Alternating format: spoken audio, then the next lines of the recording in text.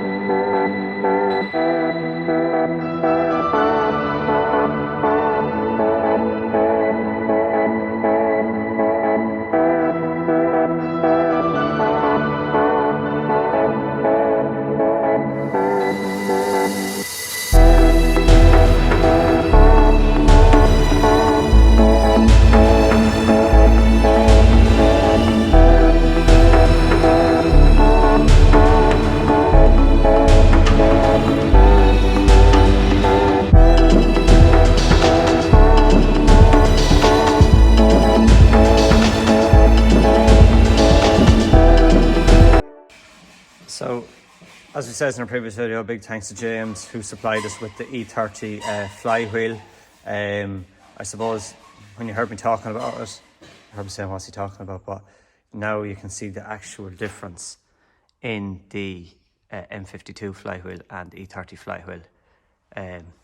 Huge difference in weight, and basically when you're doing the E30 you can shim it on the, you can get a shim here to put on it to clear the bolts on the back of the block. You can put a shim in here, but also you can take this down here.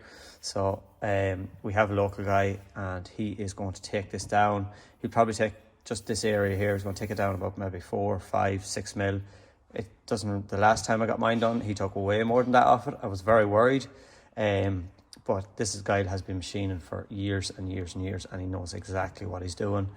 And he took way more off mine, and I was worried that it was going to be imbalanced or something like that, but it actually was perfect, so it was. So basically we just need to take this down because there is a couple of 10mm bolts on the back of the block that we need to clear, and by taking this down we don't have to shim it here. Take this down and that'll clear the bolts, but the weight, like the weight, that is heavy compared to this. So also then when it is in the machine shop, we will just get him to clean this surface here as well. He can take like just a couple of thou off that, just to bring the surface back up new again, so our clutch has good friction on that as well. So that is the plan. We need to go and get a 325 E30 325 clutch and put it onto this. I know before when I done the conversion, I put an M50 clutch and pressure plate on it, and it actually worked. But we tried the M52 on it, and it does not work at all. So we're just going to go and get a 325 clutch, and also we need to get an E30 starter. As you can see, the teeth on the E30 one compared to the teeth on the M52. So the M52 starter will not mesh with this, so we need to get the E30 starter. I know I did buy an E30 starter brand new when I was doing my conversion for €145, which wasn't bad, and the clutch will probably be around the same again. The release bearing will probably be €25-30, so it is a cheap enough conversion. You happy? I am. Did you get all your bushings out? No, not sure. I broke my screwdriver. Many screwdrivers have we broken this build? 4 or 5, probably. Oh, so your advice to people would be not to buy cheap toolboxes? No.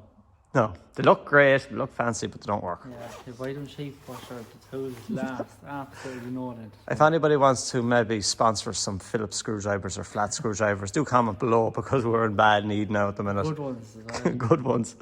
So you never know, we might get a sponsor for screwdrivers on board. Comment below if you want to donate a screwdriver to our cause. Donate a screwdriver today to save a BMW. So you've all them out, you have? A few of them, yeah. There's most of them are out there now. Right, well, we will just go down there and see how you're getting on. Yeah. So you're just going to knock out that bush and kill him, yeah? Yeah. Where's the other half of the screwdriver?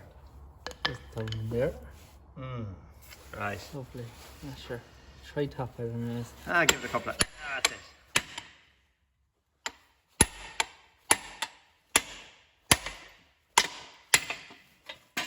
That's as simple as that. Yep.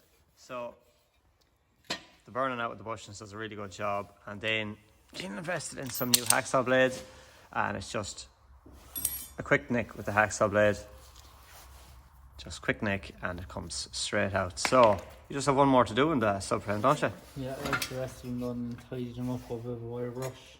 Yeah, tidied them all up, because there is rubber on the outside of it, isn't there? Yeah. So that's probably what kind of leaves it sort of grippy when it's coming out too. So just one more to do, and then we can go to prep with that subframe, and then we need to do the arms. 2 arms. Burned arms, yeah. There's 3 in the arms. Yeah, there is. One there, you have one here, and you have one here. Also, bushings came for the camber arms, but there is a solid bush in them, so we don't need to replace them. So basically, it's just the subframe and the 2 arms. So let's start burning stuff.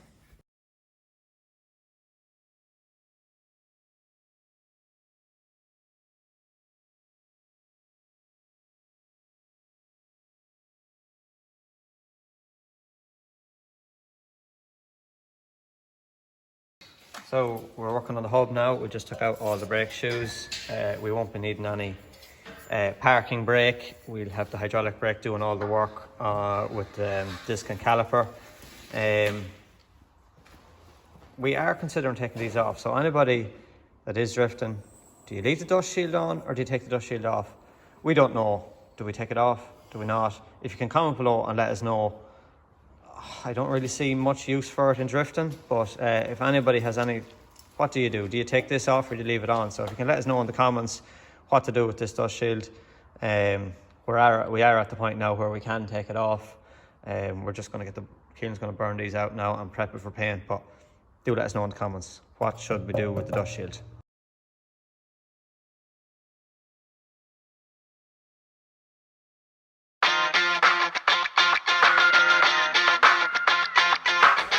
So we've got all the bushings removed. We burnt out the bushing here, but there's a steel casing in, so that was really tough to remove, but we got it removed.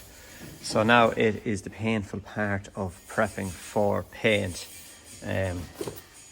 Got the wire brush and the grinder, probably going to be the quickest way. Get these prepped for paint. Abbie and Keelan are busy as well, getting all the subframe and the arms ready for paint as well. So Keelan has some of the stuff painted. He's painted his adjustable arms, his rear arms, and his rear anti-roll bar. So we are going to get to work and get these cleaned up for paint.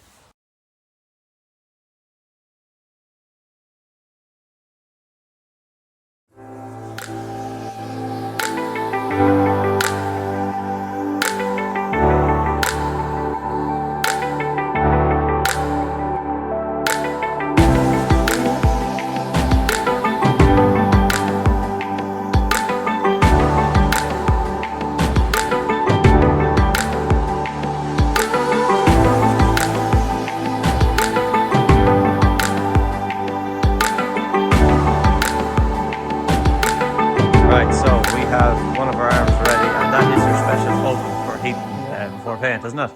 Yeah. Fantastic piece to have in a shed. We just get the fire to light. So you are out of paint, aren't you, Keelan? Yeah. Okay, so I'm going to go out and get some paint, and we're going to prime them as well. I just think we need to prime them. Prime them and then spray them with the gun. Yeah, because when they're in underneath the car, they're going to be under. Yeah. They're going to get Bet. wrecked. Yeah. So we're going to get 2 cans of primer. 2 cans, yeah, do it. 2 cans, and we'll get a litre of Keelan's favourite blue in the whole world. We get a litre of that. And if anybody's looking for the paint code, that is the paint code there. Yeah. Because so many times I get asked for a paint code, and that is what it looks like when it is painted. So it is a nice blue, and you have the paint code. Yep. So Abbie, you are very dirty. Sign of good worker. Okay, I'll go and get this, and you continue on rubbing. So we just have these primed, and we have them in the oven. So it's great once we get them primed, put them over the cooker and let them dry nicely. Hopefully it'll protect them, and once they're dry, then we'll take them back off. We'll get them a coat of the blue that Keelan is currently mixing up for the gun, and we'll have these looking really nice, and hopefully they'll be nicely protected with the primer and the whole lot on it. So them done, and then Abbie is just finishing off the subframe and the rear arms as well. So we'll do the same with them. We'll prime them and we'll get them painted, and very close to getting the whole back end all reassembled, and another little job off our list.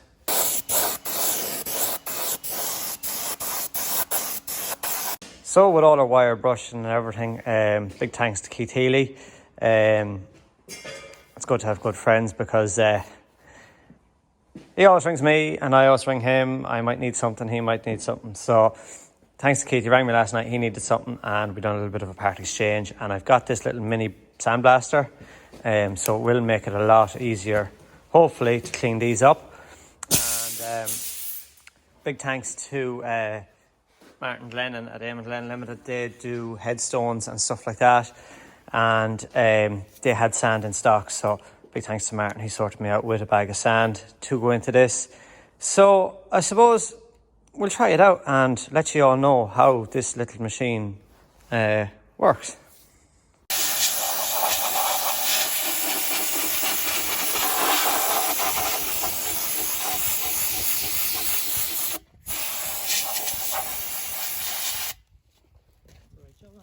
Huh? That does the right job on it.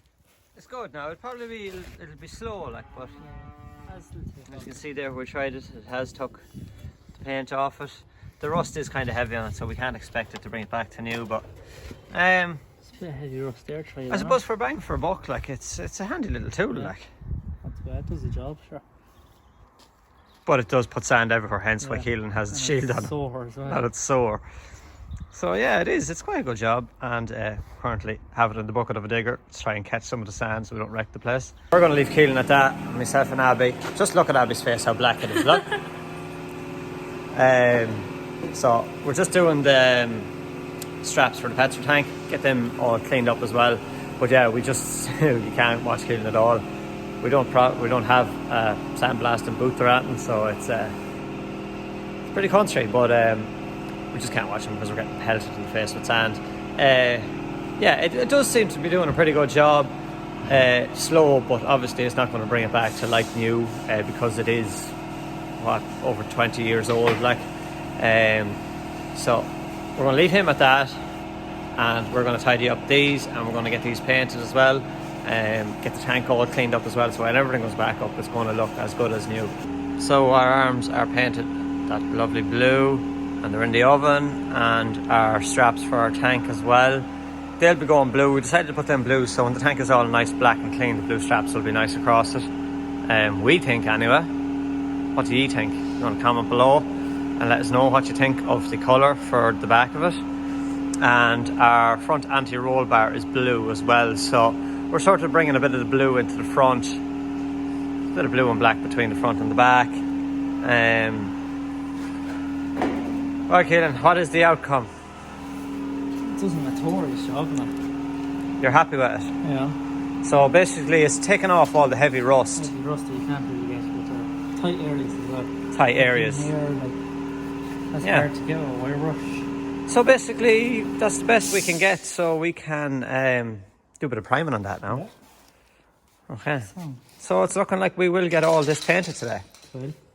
But we also have to collect somebody's car because they won't stop annoying me. I never said anything. Right.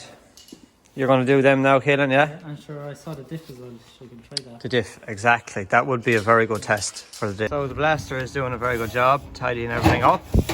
We just need a quick blow down now before we can prime it. And yeah, he's doing a good job. You have this one done, Keelan, yeah? Yeah. And then let's just do this one here. Okay, I'll go and get the diff. As you can see, the diff is completely destroyed. So very interested to see how this little blaster will clean up the diff. So this is a little before blasting. I'm just going to bring it out to Keelan now, and we'll do a little after when it is when Keelan has it blasted.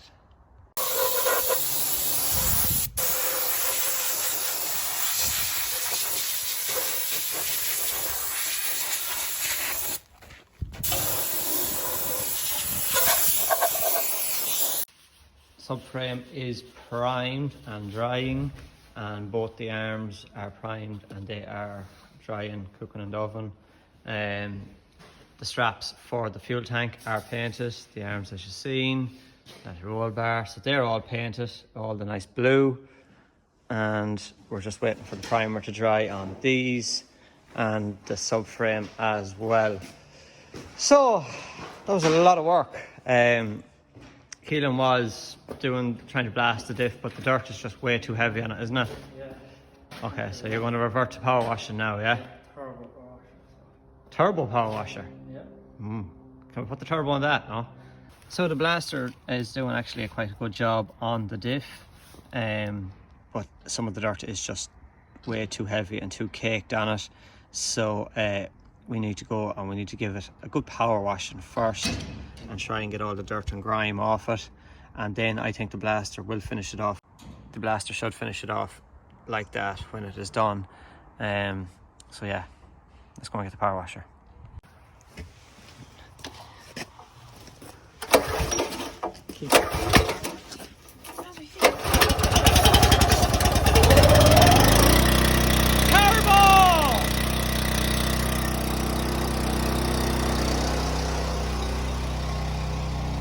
So Keelan is going ahead with the turbo power washer,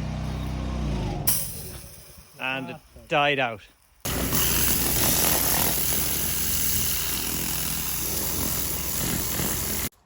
So the diff is washed. The stuff is extremely caked in it, so just have it inside the oven now and just dry it off a little bit, and then we can blast it, and that will be ready for primer. We've run out of primer now. We've everything primed, just bar the diff. So our primer for today. So unfortunately, you're going to have to wait to see the outcome of the diff. So that was a hectic episode, and we nearly have the back end done. Subframe's primed, everything is primed, and some of the stuff has been painted already.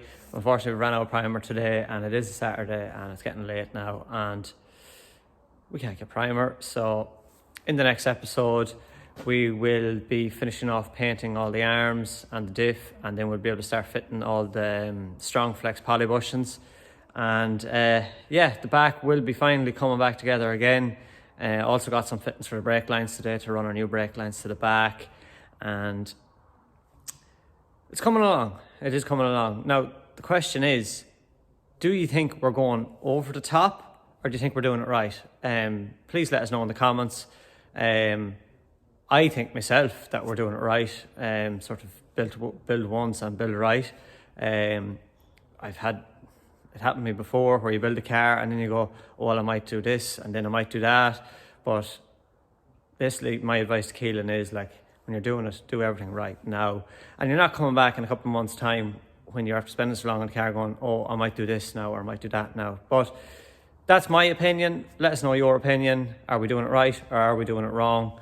And Abbie has been at me all day to get her car out. So little bonus, small little clip to this episode. We're going to show you Abbie doing some practice again. She hasn't been at it in 2 weeks now, so she's mad to get back in the hot seat again. So we're going to go get her car and we're going to give her a little bit of practice. Okay, so Abbie has been at me all day to do practice, and we're just warming up here now. But we can't show you all the one day, so basically you're going to have to tune in next Wednesday at 9 p.m. to see how Abbie gets on her third day out in the car. As it says, we can't show it all on the one episode, so tune in Wednesday 9 p.m. and you will see how Abbie gets on. So thanks everybody for watching, and thanks for the continued support. There's loads of people contacting us looking to help us with the cars, and especially Abbie as well. So as you've seen earlier on in the video, Abbie has some news, and that is coming very, very soon. She has gained her very first sponsorship at 15 years of age. So I'm super excited for her. She really does deserve it. So that is to come as well. So thanks everybody for watching. Make sure and like, comment and subscribe. Okay, so Abbie has been at me all day to do practice, and we're just warming up here now.